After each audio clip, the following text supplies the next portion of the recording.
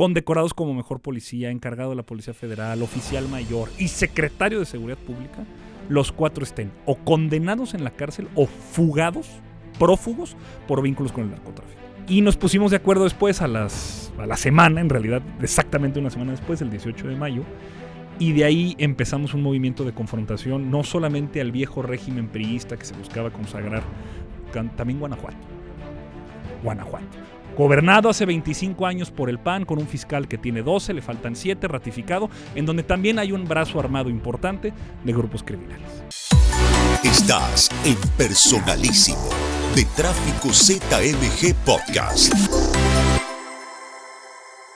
Hola, ¿qué tal? Qué gusto que estén aquí escuchándonos y viéndonos en este episodio más de Personalísimo en Tráfico ZMG. Yo soy Jorge Belletti, muchísimas gracias por sintonizarnos.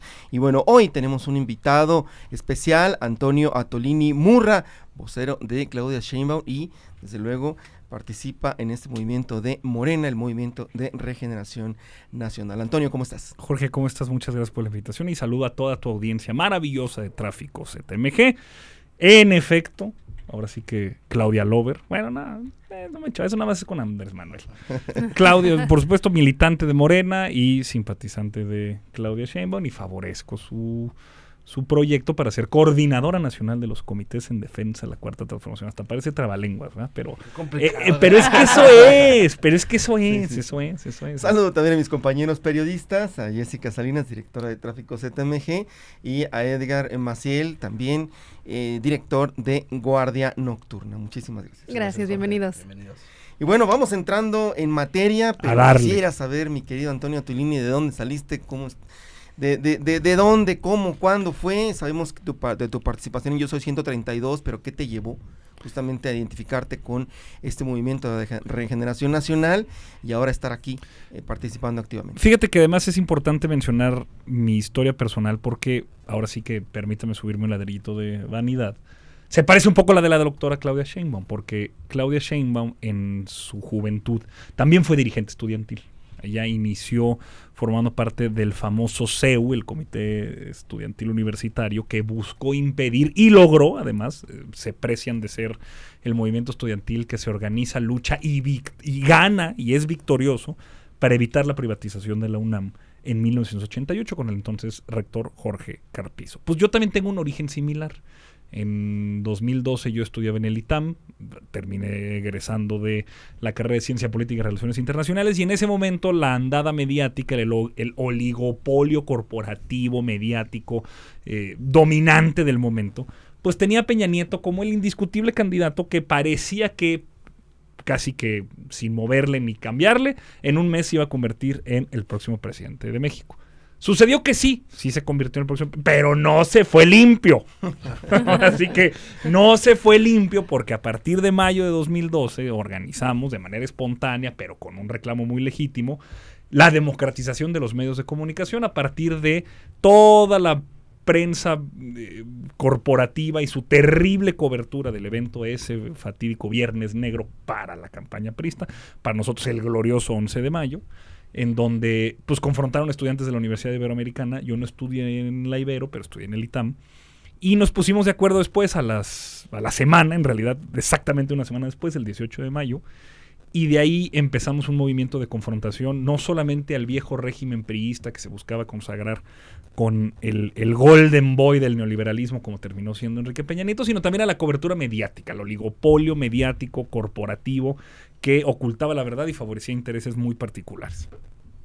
Bueno, ahí me parezco mucho, o la doctora Sheinbaum tiene un legado generacional que persiste hasta nuestros días. Obviamente el CEU resuena en los ecos de la historia como parte de los movimientos estudiantiles más importantes, pero fíjate que quizá estos dos elementos también se explican por sí solos, y digo, no pasa nada decirlo, pero parece ya obvio que la defensa de la escuela pública en el CEU y la democratización de los medios de comunicación, oh sorpresa, ¿en dónde estamos? O sea, aquí esto no es una oficina, aquí no hay una antena radioeléctrica de 30 metros, ni tampoco aquí hay un set enorme de televisión. Es un podcast hecho en un lugar pequeño, pero bendito. Entonces, la democratización de los medios de comunicación y la defensa de la educación pública pues son dos elementos muy importantes de la lucha, digamos, de la izquierda, pero también forman parte de los documentos básicos de Morena.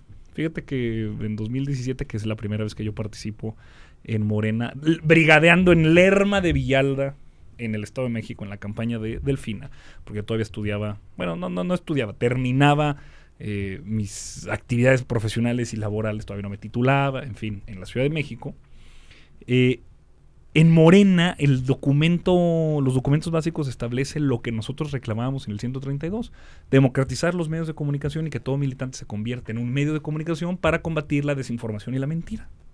Entonces, nuestro reclamo particular y específico como estudiante, en su caso la doctora Claudia Sheinbaum en 1988 para defender la educación pública, y Antonio Tolini, tu servidor y amigo, camarada Edgar, en 2012, con 21 años, porque también otra cosa, déjenme decirles, tengo 33 años, o sea, me veo muy jodido, pero no lo estoy tanto. También como el presidente, que, exacto. que lo aflojaron en terracería. Me aflojaron en terracería, o sea, pero yo tenía 21 años. Entonces, ahí en la defensa, por la democracia, digamos, pública, libre, sin censura, abierta, que pudiera ser discutida de manera circular, de manera que fuera y viniera, y no controlada como era en ese momento, pues es muy consecuente acabar militando en Morena, ¿no? Y ya tengo muchos años, en 2017 empecé, fui vocero de la campaña de Andrés Manuel en 2018, fui candidato a diputado federal en Torreón, Coahuila en 2021, soy consejero estatal de Morena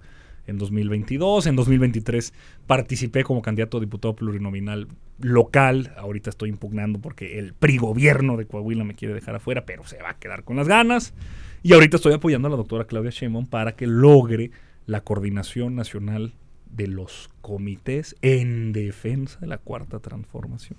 ¿Por qué Yo Soy 132? ¿Qué fue esa campaña? ¿Nos puedes explicar? Fíjate que de manera muy rápida había una convocatoria para que se hicieran un video que confrontara a la cobertura mediática en su momento, y esa convocatoria que se hizo en la Ibero la contestaron 131 estudiantes. De hecho, hay un video en YouTube famosillo. Jessica, ¿cuántos años tienes tú, Jessica? ¿De cuántos me veo? Pues voy a decir de mi edad, para no errar. 33, que yo tengo 33. Más o menos. Menos. Sí, más o menos. Menos, claro, menos. Muchos sí, menos. Sí. No, muchos menos. Sí. No, porque, a ver, hay para quien. O sea, yo experimenté el 132 en la universidad. Experimentarlo en la prepa, en la secundaria o en la primaria, pues sí es una cosa diferente. Pero entonces le comunico a la gente que quizá lo vivió de una manera distinta. Está en YouTube. Ese video está en YouTube. 131 estudiantes de la Ibero le contestan a Peña Nieto. Ahí está. Ese es el famoso video que haga que el movimiento se llame Yo Soy 132 en la medida en la que buscábamos ser solidarios a esos 131 estudiantes de la Ibero, y nos aprovechamos de ese número y dijimos, pues si ellos son el 131, yo soy el 132. Como por eso jugaron los 12 de los equipos. Ajá, ¿no? Exactamente, ¿no? Entonces de eso por eso se llamaba así, ¿no? Oye, mi estimado amigo. No, ¿qué amigo? Compañero. Yo te afilio, carnal. Tú dime dónde te ponemos un comité de base. Comité de base de Morena aquí, Tráfico CTMG. No, te lo tengo que... Cuida las cines porque luego... No, pasen sus cines, copia y los afiliamos. Te lo tengo que preguntar, primero que nada, muy respetuosamente, pero te lo tengo que preguntar como lo han dicho los medios de comunicación. Te han calificado de traidor. ¿Por qué? Porque, pues inicias con un movimiento estudiantil, nadie se pensaba que luego te cambiarías a Morena, que tendrías aspiraciones políticas. ¿En qué momento llega este cambio? Bueno, a ver, ¿y qué habrá que decirles a ellos? Estamos hablando de una cosa que pasó hace 12 años, no 11 mucho. Años. No mucho. Bueno, cuando tienes 33, pues es un tercio de tu vida, ¿no? O sea, cuando eres Porfirio Muñoz Ledo y mueres de 90 años, no es nada, ¿no? O sea, sí es un pequeño suspiro. O sea, entiendo. No, a ver, yo creo que ese tema ya está superado en la medida en la que reivindicar el hacer política en medios de comunicación ya hoy es parte de un sentido común. Yo creo que los movimientos sociales o cualquier grupo político que aspire a conquistar el sentido común tiene que hacer un medio de comunicación o participar en medios de comunicación.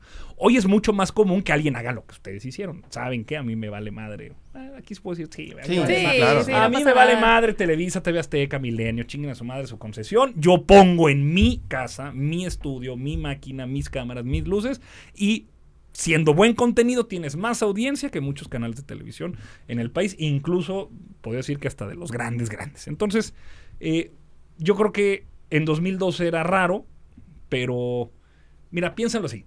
¿Cuántas mesas de debate, y esto creo que puede ser un poco más fácil de entender aproximándolo a un evento concreto.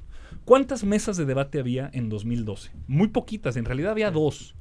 Bueno, 3, porque fueron 3 debates. Y era la mesa de los coordinadores de las campañas terminando el postdebate de los candidatos. O sea, se acabó, ¿eh? Era Ricardo Monreal, Sí. estaba Gil Suart, Cuadri, en fin.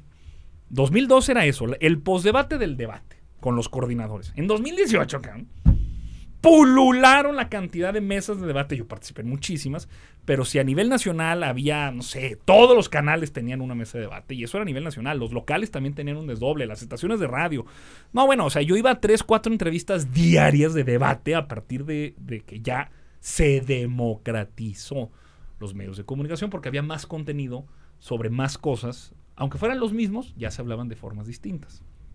Y ahora en 2024, pues no se diga. Digo, en 2018 estaban chidos los podcasts, pero para 2024 van a ser fundamentales este tipo de comunicación, claro, en este tipo de medios. Entonces, creo que es un tema superado. Además, la principal defensa que yo tengo es, pues evalúen. 10 años después, pues estoy luchando por lo mismo, haciendo lo mismo, en los mismos espacios. ¿Con la misma esencia? Pues digo, no con la misma esencia, porque si yo te dijera, soy el mismo de hace 11 años, entonces ¿para qué chingados sirve vivir? No, me refiero con la misma esencia de lucha. Sí, exacto. Confrontando, y muy cómodo en los medios de comunicación porque me gusta, pero claro, confrontando, ahora ya siendo parte de un movimiento que se ha convertido en gobierno, que debe defenderse desde el gobierno y mantener la esperanza viva para poder seguir refrendando que somos la mejor opción de cambio. Entonces, no solo hago medios de comunicación y no solo hago política, sino que me gusta ganar y mantener el poder, porque pues para eso es, para usarse. Claro. ¿Y por qué, Claudia? Cuéntanos, ¿por qué de estas corcholatas que vimos y por qué de estas personas que refieren y son parte fundamental de Morena, por qué elegiste Claudia Sheinbaum? Bueno, a ver, a la doctora Sheinbaum la conozco desde sus referencias más básicas como secretaria del Medio Ambiente en la Ciudad de México. Yo estudié en la Ciudad de México, entonces, digamos, la resonancia de su gestión al ser ella la encargada de los segundos pisos en la Ciudad de México. Yo llegué en 2008 a la Ciudad de México, entonces, pues bueno, resonaba todavía la gestión, y pues los segundos pisos es una obra de infraestructura importantísima, entonces sabía quién, cómo, cuándo y dónde, además de que pues la derecha mediática siempre había atacado al presidente López Obrador, en su momento candidato o dirigente, por los fideicomisos del segundo piso, ¿te acuerdas? No, es que no los han publicado, es que no se dice. Entonces, cuando investigas, militas y formas parte de esta discusión política, pues te metes a ver quién dijo, qué hizo, por qué. Y ahí aparecía siempre el nombre de Claudia Sheinbaum, porque fue la encargada de los segundos pisos. Luego, yo en la Ciudad de México, estudiando en el ITAM, yo viví en Tlalpan. Entonces la tuve de jefa delegacional en Tlalpan. Yo vivía cerca del bosque de Tlalpan, en Santa Teresa. Y luego, como jefa de gobierno, ya me ha tocado a mí hacer política tanto en Coahuila, donde nací, crecí, y ahí tengo familia, y ahí es donde yo, digamos, es donde decidí hacer política territorial. Y me ha servido mucho conocer, no solo como alguien que vivió en la Ciudad de México, sino también alguien que aspira a gobernar el estado en el que nació, pues tener la relación de, pues, qué se hizo en la Ciudad de México y qué falta en Coahuila. Por ejemplo, en Coahuila, particularmente en Torreón, hace 9 años, y lo hizo el saliente gobernador cuando fue alcalde, porque primero fue alcalde y luego fue gobernador. Pero llevamos 9 años esperando que termine una chingada línea de Metrobús. 9 perros años. No son 20 kilómetros de línea de Metrobús. O sea, es de punta a punta, de este a oeste en Torreón, y no se termina negociando con los concesionarios, no se termina por construir, no se termina por comprar las camiones. Va a terminar siendo Bus Laguna. O sea, un camión X en un carril confinado y ya. Costando lo que cuesta y un metro, costando, no, o sea, miles de millones de pesos. En la Ciudad de México se ha construido un trolebús elevado, el cablebús, se ha renovado la línea 1 por completo, que en 50 años no se había hecho. Se han hecho además también otras 4 líneas de Metrobús. O sea, en 4 años y medio en la Ciudad de México, claro, o sea, ¿no? Está el presupuesto, está la cantidad de gente, o sea, guardadas sus proporciones, pero se hacen cosas, suceden cosas. Cuando se gobiernan los estados que los gobierna el MACPRIAN, porque no solo es el PRIAN, también es el MACPRIAN, aquí lo saben muy bien en Jalisco, pues las cosas suceden solo cuando hay dinero de por medio, y el dinero de por medio de los socios que gobiernan. En la Ciudad de México, a diferencia de Jalisco, Nuevo León, Chihuahua, Guanajuato, Yucatán, los estados, Durango o Coahuila, pues la perspectiva es distinta. Entonces, conocer de fondo el gobierno de la doctora me ha inspirado, me ha motivado para poder seguir luchando en un lugar donde se necesita mucho ese cambio. Y ya, y además porque es simpatiquísimo. A mí la verdad me cae re bien la doctora. Entonces, o sea, además de buena gobernante es a toda madre. La verdad. Oye, vas con Claudia. Claudia... a tope, hasta el fin. Evidentemente, pues es una de las preferidas de López Obrador. Llegan y del pueblo de México. Llegan a suceder a López Obrador en temas. Tú habías peleado, por ejemplo, el movimiento Yo Soy 132 por temas muy específicos en contra de Peña Nieto, esta serie de descalificaciones que hacía, que decían que ustedes eran acarreados y que no pertenecían a la universidad, de ahí surge este video y demás. Pero bueno, pues ahora, ¿qué habrá de nuevo? Digo, porque hay temas que han quedado en el tintero por los que, por ejemplo, Peña fue muy criticado, que no se han resuelto con López Obrador. Llega Claudia, que hay que mejorar. ¿En qué estás pensando, amigo? Que hay que mejorar de lo que está actualmente gobernando Morena. ¿Qué podría aportar de nuevo Claudia? ¿Tienes algún tema en mente particular? Así que digas, ay, ¿qué ha hecho mal López Obrador? Nada. ¿Seguro? ¿Y el tema de inseguridad, crees que ahí se pueda mejorar algo? Claro, pero es muy distinto a pensar que se pueda mejorar a decir, no, el presidente se equivocó. El presidente no se equivocó, te voy a decir por qué no se equivocó. Porque lo que prometió se cumplió. Claro, no es es suficiente, sí, en lo que me digas. Aquí estoy a ver, por ejemplo, en el tema de seguridad. Venga, agarraron al peor gallo, o sea, no, de veras agarraron al peor. ¿No? En el tema de inseguridad, la verdad, el tema de inseguridad está de la chingada aquí en México. Sí.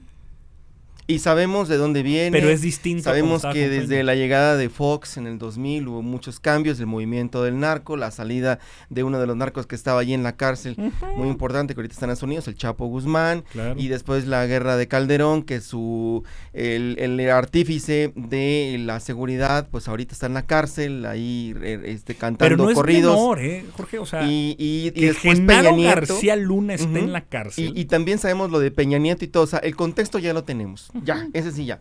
Fue un tema heredado. Pero creo que en la pacificación del país, que es una de las promesas del presidente, se ha caminado muy poco. No se ha logrado concretar un buen trabajo de la Guardia Nacional y se ve una militarización en el país que no resuelve de fondo los problemas de seguridad. Sabemos ya todos los antecedentes, ya lo conté en un minuto, ya lo tenemos. Lo actual. La seguridad que busca el ciudadano que sale a la calle y que tiene miedo, particularmente aquí en Jalisco, tú lo sabes, y en la República. Michoacán, intransitable, no es posible que no puedas ir del punto A al punto B, correcto, manejar en la noche porque unos cabrones ahí te van a parar y te van a quitar todo, o sea, claro. El tema de seguridad creo que es una cuestión que no ha avanzado. Échale. Venga. Ojo, no es menor que la persona que estuvo encargada en el gabinete de seguridad de Felipe Calderón esté en la cárcel acusado de narcotráfico sentenciado. No es menor que el encargado de la Policía Federal, García Luna, pero Cárdenas Palomino, Sí. Iván Reyes Arzate y Pequeño García Bueno, los 4 hombres fuertes de Genaro García Luna, condecorados como mejor policía, encargado de la Policía Federal, oficial mayor y secretario de Seguridad Pública, los 4 estén o condenados en la cárcel o prófugos por vínculos con el narcotráfico. No es menor decir eso. Segundo, déjame te pongo una perspectiva histórica. Ni Colombia, en los 90, con la violencia homicida, terrorista, disparada por completo, Bogotá, Medellín, lo que conocemos que ha sido, cómo funcionó, ni Colombia pudo, en menos de 10 años, reducir la tasa de homicidios por cada 100,000 habitantes. La perspectiva de seguridad ciudadana que se implementó en los 80, que pasó a ser seguridad humana, que es la perspectiva de hacer que el ejercicio pleno de derechos sea una realidad para los individuos, ya no la sociedad, ya no la comunidad, ya no el Estado, le tomó los primeros años de los 2000, sostenidamente reducida. Lo vas viendo, poco a poco. En el espejo y en el reflejo de nuestro país, 16.6% de 2018 a 2022 se ha reducido la tasa de homicidios por cada 100,000 habitantes. ¿Me dice eso algo? Sí. ¿Lo dice todo? No. Porque si tú abres esa caja de estadísticas, que es una estadística general, los homicidios vienen con tendencia a la baja. Sí.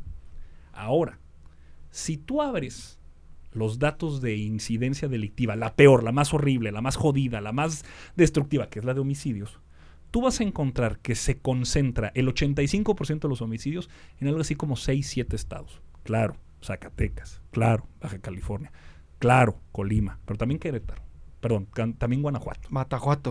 Guanajuato. Gobernado hace 25 años por el PAN, con un fiscal que tiene 12, le faltan 7, ratificado, en donde también hay un brazo armado importante de grupos criminales. Entonces, encontrar la explicación en ese foco microscópico de, es que es un partido el que es el culpable, ni yo estaría de acuerdo en decir que sí cuando se resuelve y mucho menos no cuando no se resuelve.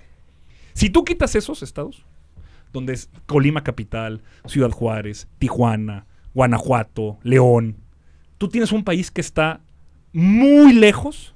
O sea, hay un país de 32 estados en donde si le quitas 6, pues tienes 25, 24, donde está en una relativa calma.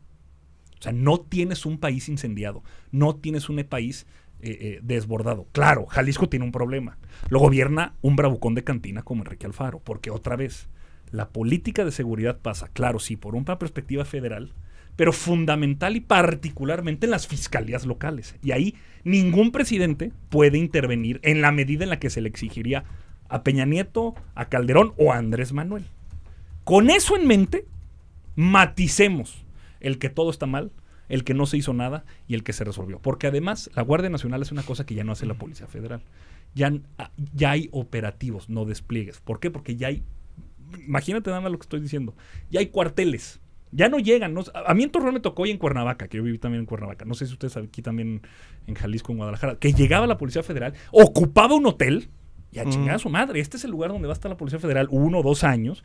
Y pase lo que pase, es lo que sucede, si la policía municipal se enfrenta con la federal o la estatal y pasa el ejército y se hace el merequetengue, ahí corren balas y a quien le toque. Como le tocó a Jorge Antonio y Francisco Javier en 2010, era saliendo del Tecnológico Monterrey, estudiantes de doctorado, a quienes Felipe Calderón llamó sicarios por estar armados hasta los dientes. De hecho, así se llama el documental de Arnaut. Eso en este país ya no pasa. Ya no crecen los niños y las niñas en las secundarias haciendo simulacros de balaceras. Ya no crecen los jóvenes estudiantes de universidad pensando que los van a apilar en un montón de cadáveres, a pensar que tu madre te tenga que buscar por los registros de la universidad. Ya no hay un presidente que nos llama daños colaterales. Y ya no hay un secretario de seguridad que sea un narcotraficante. Poner eso en perspectiva sí te hace saber que en 4 años nos salvamos de ser una colonia al servicio de los intereses extranjeros, una completa dependencia absoluta, a empezar a construirte a ser un país soberano energéticamente, en alimentos, pero también en términos de poder decirle a la gente, te puedo proteger. Ojo, pero la percepción de la gente es otra. A nivel nacional la gente dice, no ha bajado la inseguridad, no ha bajado los asesinatos, no ha bajado los muertos, no ha bajado los homicidios, los feminicidios, robos, etcétera. La percepción es distinta. No, fíjate que no. Lo hemos visto en redes sociales. No. Bueno, pero las redes sociales, o sea, no, mira, las redes sociales son lo que rige. Las benditas redes sociales. Benditísimas, pero rigen las redes sociales. La percepción de seguridad a nivel nacional acompaña a esta reducción. Evidentemente siempre es un desfase, nunca es similar. O sea, lo que uno percibe es mucho más intenso de lo que la fría y cruda realidad. Por ejemplo, déjame te doy un dato. En la Ciudad de México se redujo la tasa de homicidios por cada 100,000 habitantes. Y junto con la incidencia delictiva de los principales delitos, casi en 59%. Pero la percepción, o sea, que la ciudadanía responda, ¿cuál es el principal problema que a ti te aqueja como ciudadano de esta ciudad?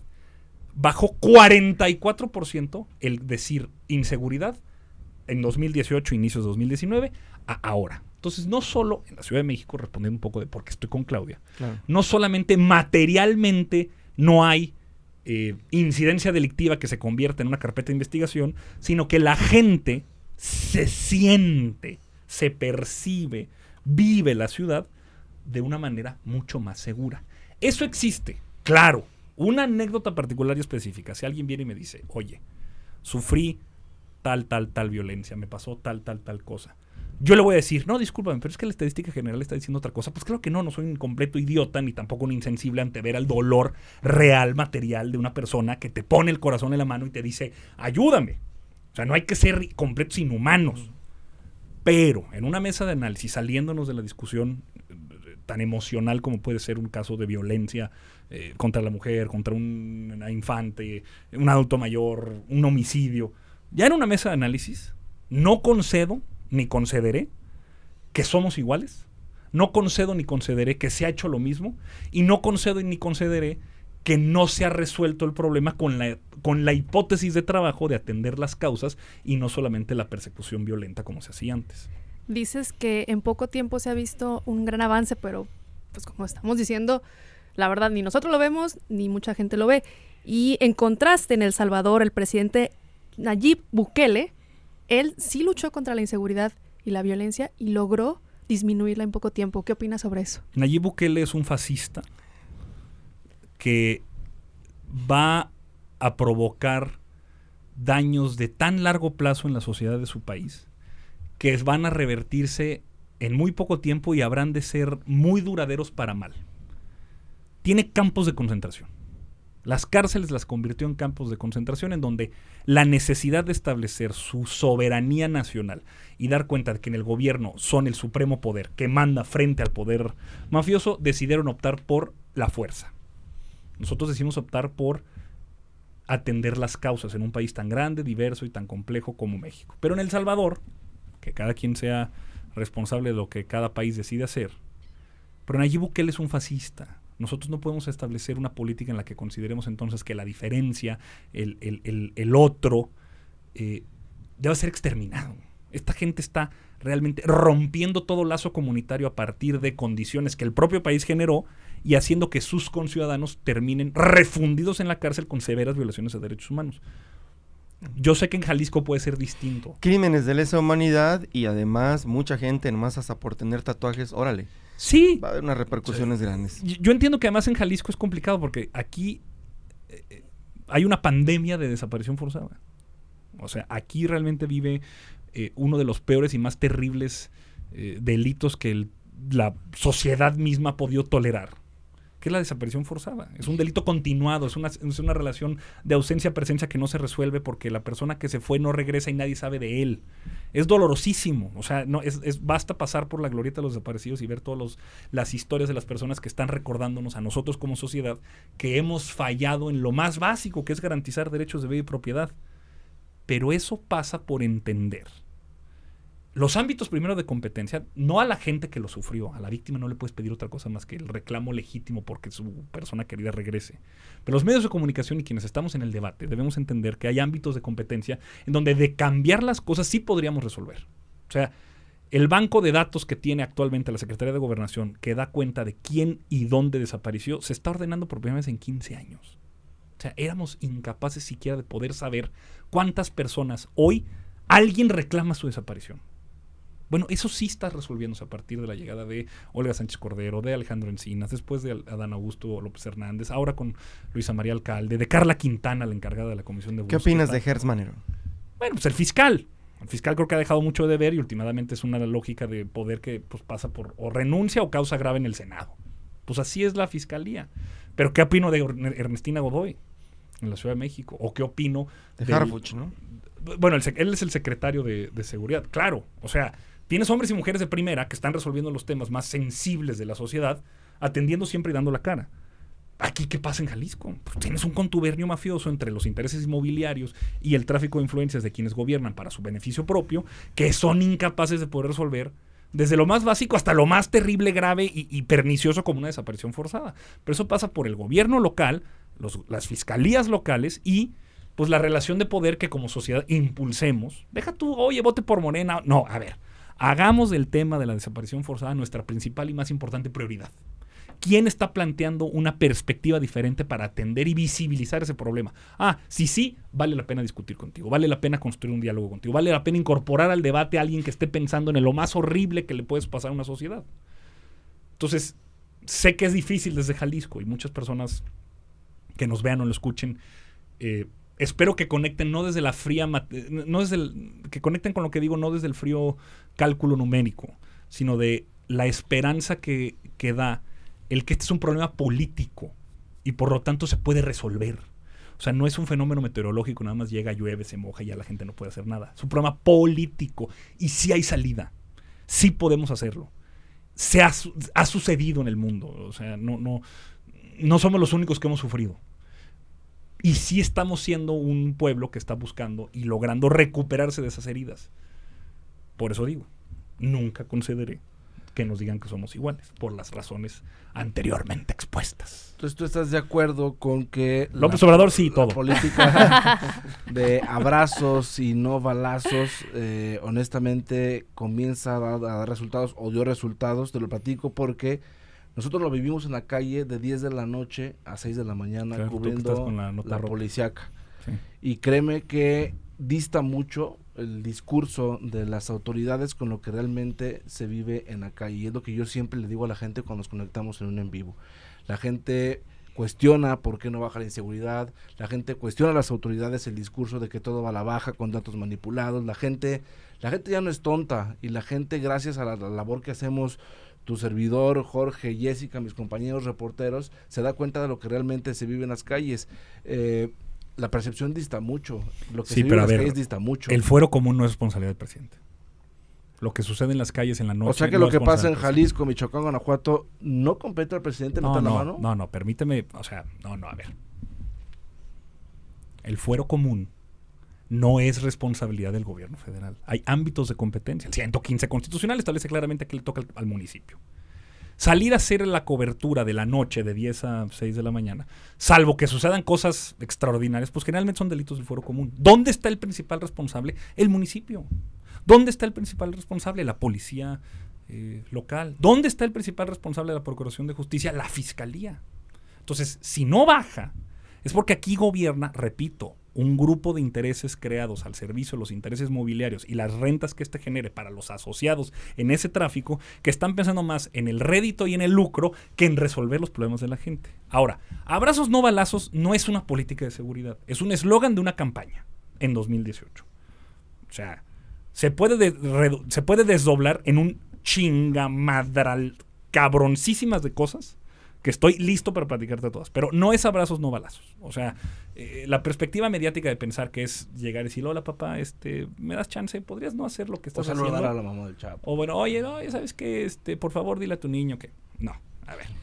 No hay operativo, ya no hay despliegues, son operativos, ya es la Guardia Nacional, ya tienen controles de confianza, ya hay perspectiva de derechos humanos, ya hay investigación patrimonial, ya hay también acciones coordinadas con sociedad civil, hay atención a las causas, hay una red mínima de protección social que son los apoyos sociales, o sea, hay mucho. Antonio, y otro tema también, ahora que hablas de los eslogan de campaña, también se dijo que el sistema de salud en México va a ser como Dinamarca. Y obviamente los países nórdicos han sido reconocidos como tener el mejor sistema de salud de servicios públicos del mundo. Claro. Ahorita lo que vemos, no ha terminado el sexenio, pero lo que vemos pues son muchos problemas en el IMSS, en la seguridad social, en ese cambio que hubo del Seguro Popular y ahora un par de sistemas, uno que llegó, se fue y otro que está llegando que no le entendemos, pero ¿a dónde va? ¿Y crees verdaderamente que esa promesa de campaña muy importante del presidente, que tengamos un buen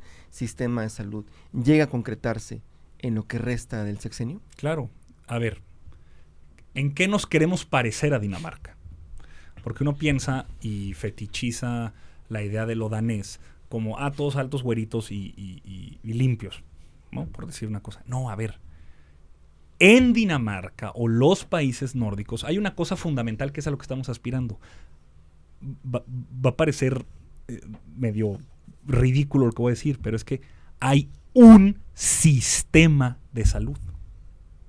En México no hay un sistema de salud. Hay varios sistemas de salud. Fuerzas Armadas, Pemex, Secretaría de Salud, IMSS, ISSSTE. Todos atienden de manera distinta a distintos derechohabientes, a distinta población, con un régimen jurídico diferente, con un presupuesto diferente, con un régimen de compras diferente, que lo que se está pretendiendo, que se pretendió hacer con el INSABI y no funcionó, pero que con el IMSS Bienestar ya hay 24 estados que forman parte de ese régimen que va a permitir que las personas con o sin derechohabiencia, con o sin seguridad social, puedan recibir atención médica, porque la discusión fundamental está en si la seguridad social es una prestación laboral o un derecho humano. ¿Por qué debo yo tener un trabajo formal para poder acceder a una serie de beneficios que la Seguridad Social ofrece? Guardería, seguro del retiro, pensión, atención médica, capacitación, todo lo que la Seguridad Social en el amplio sentido ofrece. ¿Por qué tiene que estar intermediado por un trabajo formal y no en la perspectiva de un derecho humano, en la medida en la que cualquier persona, sin importar su origen, código postal, material de su cuna o el apellido que cargue, pueda acceder a lo que consideraríamos derechos? Entonces, eso es lo que estamos discutiendo. 24 estados ya firmaron el convenio de IMSS Bienestar, que les da presupuesto y régimen jurídico propio y patrimonial. Entonces, eso es lo que estamos aspirando a hacer. Va a terminar en este sexenio, ojalá.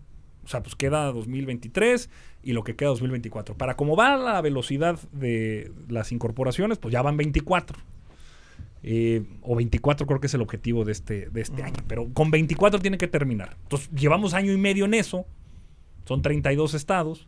Le queda más o menos año y medio al gobierno.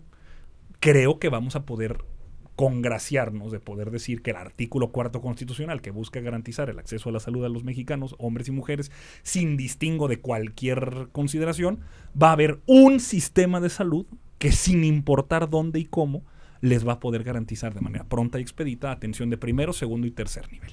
Pero calidad, perdón, Jessy, pero calidad dentro de... Porque una cosa es tener el acceso y otra cosa es tener la calidad en los servicios.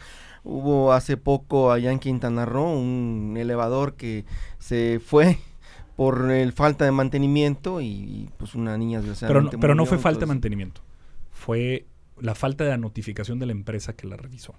Fíjate que en la genealogía del proceso se encontró que la propia unidad médica había denunciado las fallas mecánicas de ese elevador. Hay mucha historia detrás, pero sí, particularmente es... La empresa debía avisar que no se podía... Pero que no avisar, se podía, la dejó 4 horas antes. Que no se podía funcionar. Ese día fueron a revisar ese elevador. Ese día fueron a revisar ese elevador. Se había notificado a las 12 del día, 4 de la tarde llegaron, 8 de la noche se retiraron y a las 10 de la noche fue el lamentabilísimo caso de Aitana. O no creo cómo se llama la niña. 4 horas. 4 horas antes había una persona moviéndole a las tuercas que no dejó notificación alguna de que el elevador estaba fuera de las condiciones necesarias, óptimas, para poder atender a una persona. Un sistema de salud con medicinas, digo, porque... eso sí también. Habrá que ser muy puntuales. Hay gente que se ha quejado, y seguramente lo habrá recibido en la guardia, no hay medicamentos. No hay medicamento, no hay insulina. El tema de la insulina ha sido un problema gravísimo. Hay gente que no tiene para comprar una insulina de 500, 700 pesos y se queda sin recibir. Los enfermos renales. Y bueno, aprovechando, ¿qué diferencia tiene el Seguro Popular que estaba antes que el INSABI con el INSABI? Porque también era un tipo de apoyo para las personas que no estaban afiliadas al IMSS. El Seguro Popular nada más apelaba a cobertura. No a ningún tipo de garantía de servicios, provisión de medicinas, atención integral. Era cobertura. Lo que buscaban era afiliar y en tanto la cobertura subiera, lo que comúnmente se llama el jineteo de los recursos a partir del hecho de que existen 32 sistemas de saludes distintos por la parte de la Secretaría, porque cada estado es una autoridad sanitaria y cada estado tiene un sistema distinto. El jineteo de los recursos destinados a esa partida, que además de la Secretaría de Educación Pública es la que más recursos tiene, permitía poder hacer los menjurjes, pues que terminaron metiendo a Javier Duarte a la cárcel, porque estábamos nada más enfocados a un tema de cobertura. No había solvencia económica ni financiera para el instituto, no había una ampliación de los servicios, no había inversión en infraestructura. Te doy un dato. Desde 1986 hasta 2012, la unidad de medida para poder dar cuenta del tamaño de un sistema de salud es las camas sensables, camas que puedan atender a personas que puedan pasar una noche ahí. Era 0.86 por cada 100,000 habitantes. En Alemania creo que son 4 por cada 100,000 habitantes. Con ese número, sin haberse modificado en 30 años, llegamos a atender la pandemia de 2020. Entonces, no hay infraestructura, no hay inversión, no hay crecimiento, no hay mayor capacidad, no hay mejoría en distribución, no hay más o menos especialidades, no cambia el cuadro básico, lo único que cambia era atención de primer nivel. No es de primer nivel por calidad, es primer nivel por el estilo de forma, el primer punto de contacto. O sea, es una cosa no ortopédico. O sea, no es alguien que se rompió un hueso, no es alguien que necesita una cirugía, no es una especialidad.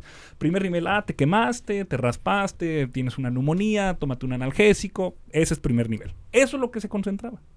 Entonces lo que cambia ahora con el IMSS Bienestar es que pueda hacer todo lo que te dije y además atender a población no registrada, que le dé toda la infraestructura que el IMSS tiene para personas que no tengan derecho a biencia formal, es decir, un trabajo en donde coticen y puedan pagar una cuota obrero patronal.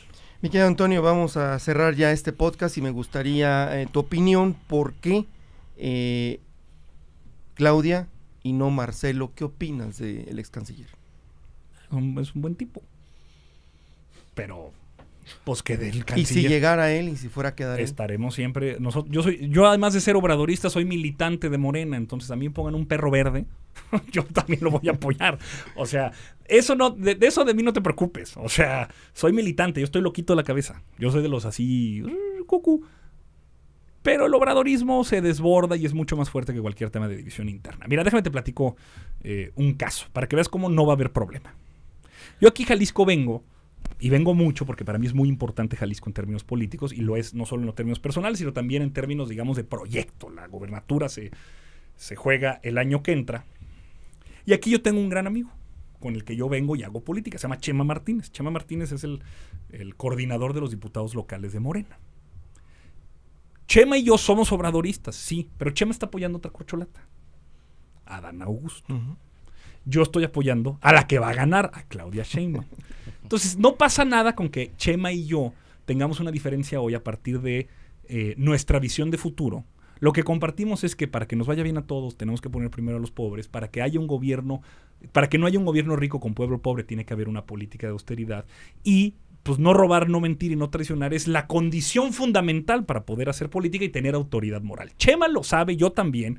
Y aunque yo voy a tener que decirle, padrino, me debes una comida porque yo te dije que iba a ganar Claudia y tú apostaste por Adán, no pasa nada, porque a partir del 6 de septiembre, Chema y yo vamos a seguir construyendo en conjunto para sacar adelante el proyecto obradorista a nivel federal y, por supuesto, y fundamentalmente para sacarlo adelante aquí en Jalisco. ¿Tú lo ves a él como el gallo para dirigir los hilos de Morena y ser el que compita, pues no sé, contra Lemus o contra Clemente Castañeda? Contra cualquier reducto. Aún así, con su pasado del PAN. No, es que es que aún siendo panista, él siempre fue obradorista.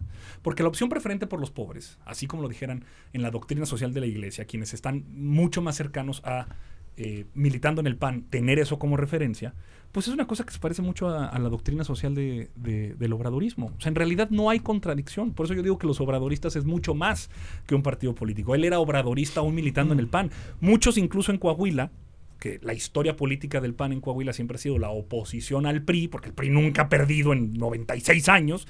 Entonces tú me dices, oye, pero tú haces política con panistas en Coahuila. Pues sí, porque las condiciones políticas y particulares de mi estado dan cuenta de que esa es la oposición al régimen. Entonces, ¿son obradoristas en el PAN? Pues sí. No mienten, no roban, no traicionan, quieren un gobierno que privilegia a los pobres, un gobierno de austeridad. Entonces, pues con todo y todo, claro, Chema y yo vamos a hacer un gran equipo a futuro y yo creo que a Jalisco le va a ir muy bien con él. Antonio, y para cerrar, ¿qué opinas de la novela que se está viendo todos los días entre Xóchitl Gálvez y AMLO, tu querido AMLO? Yo pensé que me ibas a preguntar de la Casa de los Famosos, porque estoy listo para responder todo lo necesario.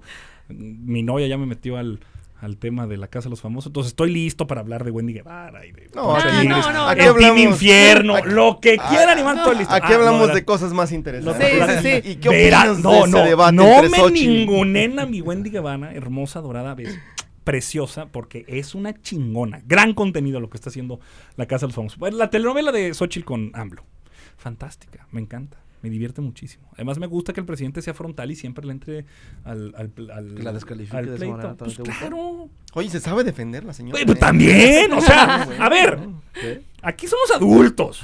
O sea, una es senadora de la República y el otro es presidente. Así que tú digas en condiciones de indefensión uno del otro, no. No. Porque Andrés Manuel tiene la mañanera y ella tiene todos los medios corporativos. O sea, se la ha pasado 2 semanas dando 7 entrevistas diario en todos los medios posibles, habidos y por haber, digitales, formales, de prensa, radio, tele, corporativos, no corporativos, en sus redes. Haga lo que haga, tiene la cobertura mediática, le dan posicionamiento, todo el mundo lo conoce. La encuesta del Financiero del día de ayer, donde pone a Claudia en primer lugar en la contienda interna, a ella le da, a Xóchitl le dispara 8 puntos por encima de sus contendientes al interior del frente. Entonces, a ver, le está yendo bien, ¿eh? Así, pobre indefensa, activista política censurada por el poder, no es. y que le entren a la discusión. El presidente le está diciendo, usted representa lo mismo que los demás. Usted no es ninguna novedad, usted no es ninguna diferencia, usted hace negocios al servicio, al amparo del poder político, usted forma parte de la misma mafia, va a ser candidata del PRI, se atiene a lo mismo. Está bien. Yo cierro con esto, coincido contigo, entonces no hay nivel de defensión, pero sí se aprovecha la mañana para un tema electoral que debe ser censurado. ¿Qué? Con esto cierro ya. Y ya te tiempo, Ya se acabó todo. ¿Qué? No, padrino. Qué bueno que no te afilié, cabrón. No, güey. No. Larga vida a las mañaneras. Ojalá con la doctora Claudia Sheinbaum sigan, porque es un modelo de comunicación política muy interesante. Qué padre que el presidente y la próxima dirigente política de los destinos de este país estén dispuestos a entrar al debate todos los días, sin tapujo y de manera frontal. Eso a mí me gusta. Y además les da contenido, no se hagan. Todos los días hablar con la conferencia, la conferencia mañanera te permite Felices. tener... Claro, Lo vamos pues a ahí extrañar el hablar. día que no haya. Oye, a ver, Mi ¿cuántas conferencias de prensa dio Peña Nieto? ¿5? Cuando mucho. ¿6? No más de 10. Bueno, y también nos dio mucho contenido, ¿eh? Sí. Muchos memes. Sí, muchos pero, memes. o sea, mira, el político puede ir a todos lados y regresar. Pero de donde no se puede regresar nunca es del ridículo.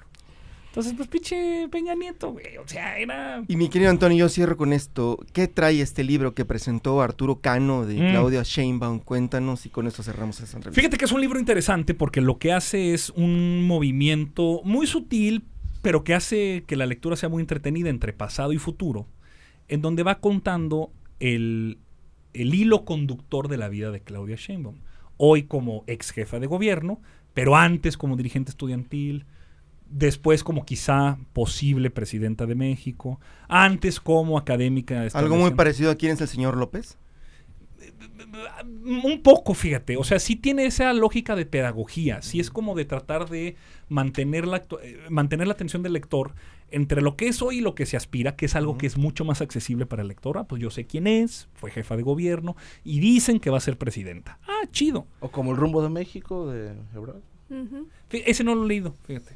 Pero también entiendo que hay un tono también como muy biográfico personal, que Sí. en primer... Es que ahora, el de Ebrard está escrito en primera persona. Aquí lo escribe Arturo Cano. Entonces él va y entrevista a Claudia y a cercanos de Claudia, yo al igualado, a la doctora Claudia Sheinbaum, a sus compañeros, a sus ex compañeros de academia, de dirigentes estudiantiles. Entonces también tiene esa diferencia, te lo está contando alguien. Aparece de repente Claudia Sheinbaum en una entrevista que en viva voz te dice algo, sí, de repente se va y está hablando de cómo la prensa reportaba las críticas que estudiantes de Berkeley en la Universidad de California hacían a la visita de Carlos Salinas de Gortari en 1992, y ahí aparece una foto. Entonces te va moviendo, oscila entre presente, pasado, futuro, siendo lo más accesible el presente y el futuro, pero de repente le va metiendo, y eso yo creo que es una curaduría o de una habilidad literal de Arturo, de poder escribir algo muy interesante, hablando de los 60 años de vida que tiene la doctora. Y está bien, está fácil, de una sentada ayer me eché 80 hojas, ahorita me tengo que echar hartas más.